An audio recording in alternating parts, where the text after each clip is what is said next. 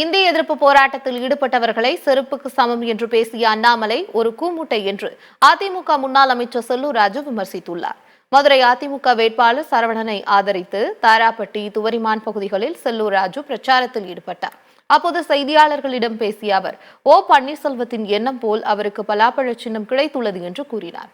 அதிமுகவை அழிக்க நினைத்தவர்கள் தேர்தலுக்கு பிறகு காணாமல் போவார்கள் என அண்ணாமலை ராமசீனிவாசனை செல்லூர் ராஜு எச்சரித்துள்ளார்.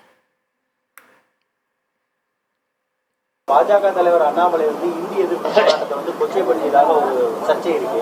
அது சம்பந்தமா உங்களோட என்ன சொல்றீங்க? இந்திய எதிர்ப்பு போராட்டத்தை செருப்போட ஒப்பிட்டு பேசிட்டாரு. அவரோட கருத்து அவரே செருப்புக்கு உரியவர் தான். ஹிந்தி படிச்சவங்களாம் இங்க வர்றாங்க. ஆனா இங்க தமிழும் ஆங்கிலமும் படித்தவர்கள் இன்னைக்கு வெளிநாட்டுல இருக்காங்க.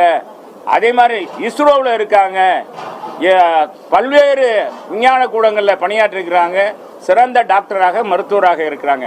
இது கூட தெரியாத ஒரு கூமுட்டை தான் நம்முடைய அண்ணாமலையினுடைய வார்த்தையை பார்க்க முடியும். அவர் எதை விரும்புவாரோ அதை கொடுத்துருக்காங்க.